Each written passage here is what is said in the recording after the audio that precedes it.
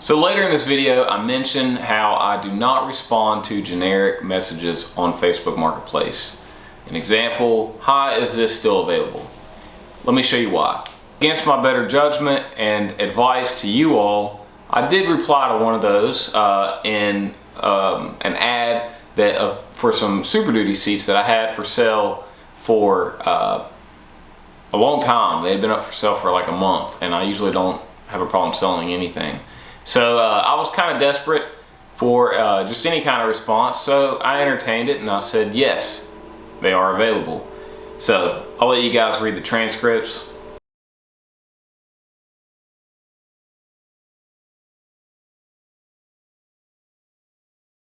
And I want to mention that nowhere in the ad was there a picture of a truck. The only pictures were of the seats and center console mentioned in the ad. The word seats was mentioned 3 times in the description and once in the title. And this guy goes on to say this.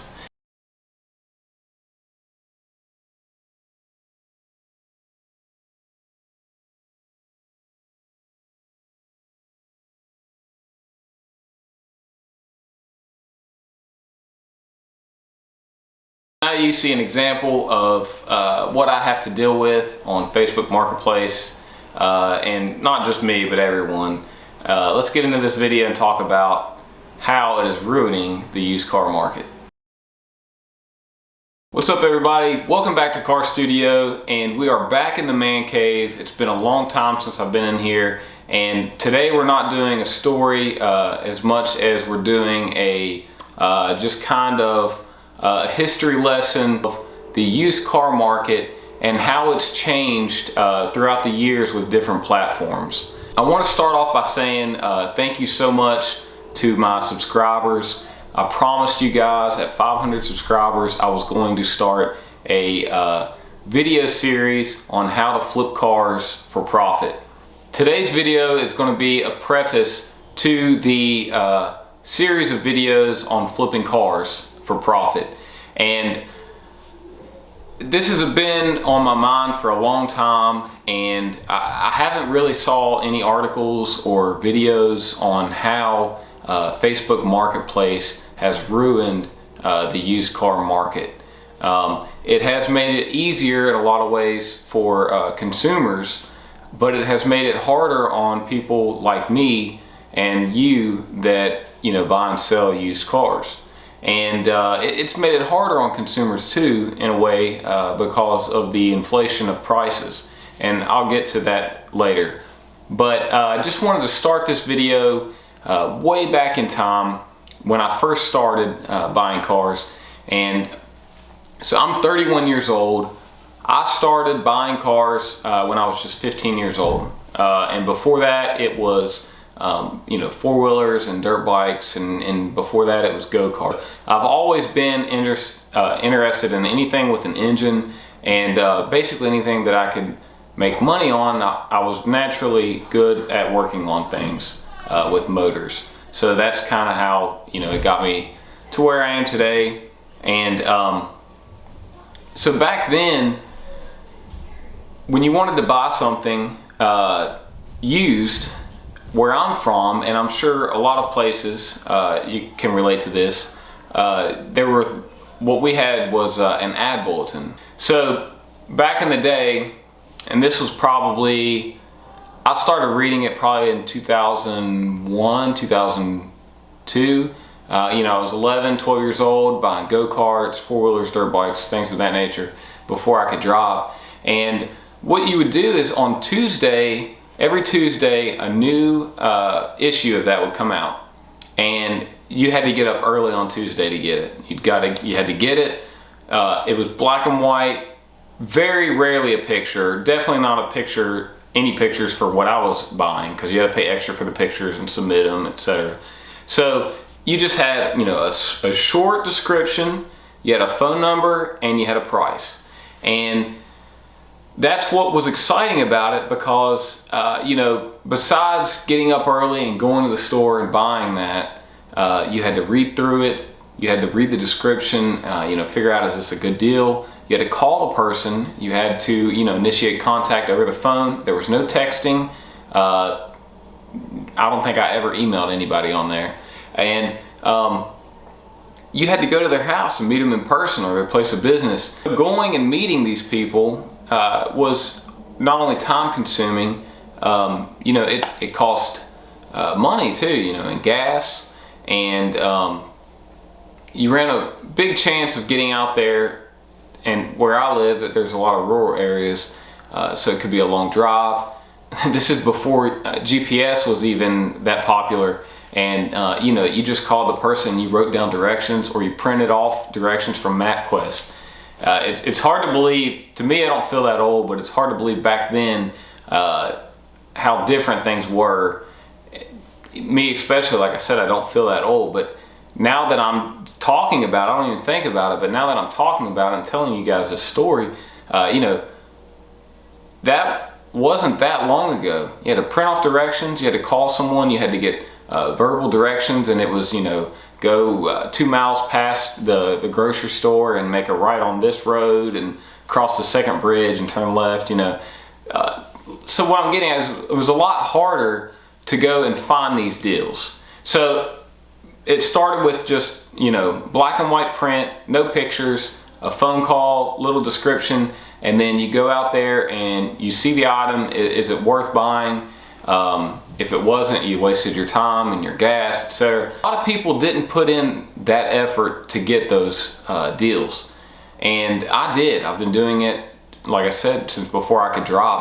I would wait Tuesday morning if I didn't have school, or even before I went to school, I would get that ad bulletin and I would circle or highlight, the ads I wanted to call about, and I'd call about them and set up a time, and I'd go and I bought a lot of stuff. I sold a lot of stuff on there.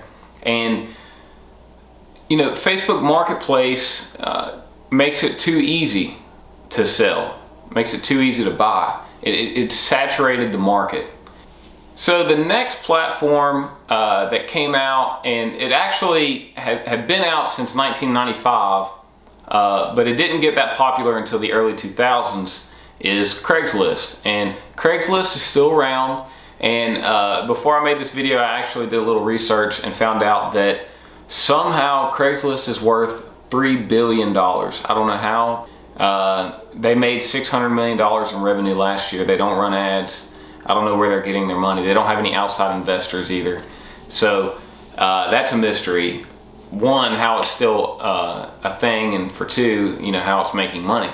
Craigslist is going to be a thing of the past in the next few years because of Facebook Marketplace. So Craigslist, I'm sure everybody watching knows what Craigslist is, but Craigslist back then was way more popular than it is now. So this is before Facebook even.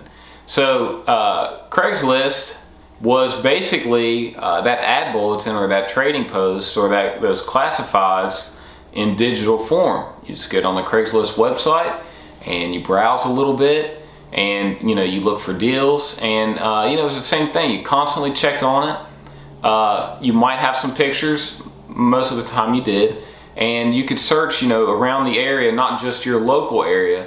So Craigslist definitely broadened the market of used vehicles, and it definitely did for me. I did so much business on Craigslist. Honestly, I couldn't tell you how many cars I bought and sold on Craigslist, and it made me a lot of money over the years. It got me some good deals. I met some interesting people through Craigslist, and Craigslist was a great thing, and it's a shame that I would still be using Craigslist if it wasn't for Facebook Marketplace. But again, Craigslist took some time. It took time and it took effort, and you had to have a little bit of know-how, especially when there started to be a lot of fake ads and spam accounts. You had to know how to pick those out. You had to look at details in the pictures. The email, was it a real email? And things like that. If the price was like way too good to be true, then chances are it was too good to be true, and that was a fake ad. So Craigslist also did away with the ad bulletin, but in a good way. There was, like I said, it still required effort, and it was a one-on-one thing. So with Facebook, you have multiple people commenting on things. And with that, we'll go ahead and segue into the Facebook Marketplace. So Facebook Marketplace kind of started in 2015 with the buy and sell groups. And these were a nightmare. Marketplace actually was better than the for sale groups, because what you ran into with the buy and sell groups is somebody posting, pictures of the item, and you had a number of things that could cause drama on there. One being, oh, you just bought that from my buddy for $800 and now you've got it listed for $2,000. Who cares? Your buddy took $800 for it. He was happy with that price. He took his money. The product's gone. Who cares what happens with it after that? That's a terrible way of doing business. If you're happy with what you got for selling your vehicle or whatever it is you're selling, then let them make money on it. If there was money to be made on it, then why'd you sell it so cheap, And maybe that person bought it and did some work to it, which is what I do to most vehicles that I buy and boats and whatever, as you've seen on the channel. So besides that, you also had bidding wars. So you post a car up for sale and it's a good deal, and people say, you got those people say, well, that's too cheap, you should be asking this much for it. Or you've got someone offering, let's say you're asking $500, someone comments and says $525 cash right now, and then the next person below that says, well, I've got $550, and it turns into an auction, and that just ruined it. So you couldn't do that back in the day with the ad bulletin and Craigslist. You just had one-on-one business dealings. There was no comment section and multiple people comment and you could see all their comments. It wouldn't be so bad if people were messaging these people one-on-one, but it's all in the public for everyone to see. It's all in the open for everyone to see. And that was just, I watched that unfold, and it started catching on and got worse and worse. And then you go to sell something somebody's own, they'd say, oh, well, that's had this damage done to it, or that that's a flood vehicle, or what have you. And not saying you shouldn't disclose that information. Absolutely you should. You don't ever want a used vehicle you sell coming back for some BS like that. That's an important thing to let people know. But if you didn't know it, and now this person is tarnishing your name and your ad, it makes you look bad. And also, maybe you're out money now because you didn't know it was a flood vehicle. And that's just one example. And then from the Facebook buy and sell groups, somewhere in, I think the last couple years, I want to say 2, probably not more than 3 years, the buy sell groups turned into Facebook Marketplace. And this is the end of easy deals and easy transactions. It completely saturated the market. Like all of a sudden everyone is used car salesmen, and they know everything because they just get on marketplaces on their apps, on their phone, it's on their computer. As soon as they log in, the icon's there, they click on it, and it's got all of the new stuff posted, tells you when it was posted. You can search for just that vehicle and see all the compare all the comps in the area, and it just is really, really bad. It's made buying and selling cars quite an experience, and not in a good way. So with Facebook Marketplace, it has just made things way too easy. Gone are the days of driving out a long country road to the middle of nowhere to somebody that you just have barely talked to on the phone, and being either excited or disappointed when you get there and see the product that you were interested in. Those days are gone. Now there's so many pictures online immediately, and descriptions, and a lot of times you don't even have to message the seller to find out to answer your question, because it's already been answered in the comments. And while that's not necessarily a bad thing, it has made it harder to make money. And the reason being is everyone has access to it with no loss of their own time. None. Like I said, they've got their computer, it's on their computer, their phone. As soon as they log in, they can see everything for sale within their area, within a 100-mile radius and more if you move the cursor around. So it's just too easy. But the number one thing that it's changed, in my opinion, is just the ability to get a good deal. I'm not saying that it's not possible. They are out there, but I have an eagle's eye on this, because you got to see that deal as soon as it's posted. You got to message those people, and you got to be there instantly. I couldn't tell you how many times I've messaged a person within minutes of an ad posting saying, I've got cash, I'll come right now. I mean, when I say I'll come right now, if it's 10 o'clock at night, I'm in the car on my way there if it's a good enough deal. Sometimes even later than that, or early in the morning, whatever it takes. You have to be vigilant now when you're buying cars on there for profit, or even if it's just for yourself. People post their vehicle on there, and they already have, if they've done just a little bit of research, have a really good idea of what they should be asking for their car. And some of these prices shouldn't be where they're at. The inflation that it has caused in the used car market is unbelievable. Because, if one person gets X amount for their car and it's noticed by the same person with that car, it might make them want to sell it. Or if they were, in the market to sell it, and they look at comps and they realize, wow, my car is worth that much. No, it's honestly not. The market is inflated for no reason. So nowadays, word of mouth is the best way to get a deal now. So where I've been doing this for so many years, at this point, I'm not gonna count like the four-wheelers and go-karts and stuff like that. Let's just start with cars. I started in 2005, and it's now 2021.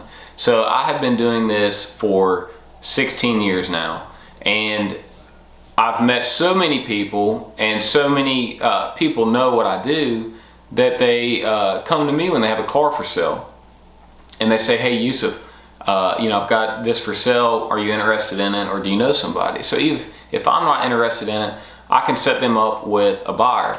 And that networking is what's getting me deals now. Because people, and if I meet somebody new, I say, hey, I buy and sell cars. Also, not only word of mouth, if you're new to this, it doesn't hurt to stop and just ask somebody if their vehicle is for sale. I've bought so many vehicles that I've just been passing every day on the way to work or wherever, and I see this car sitting there, and it's a nice car, it's just dirty, it needs cleaned up, and I just knock on their door and I say, hey, are you interested in selling your car?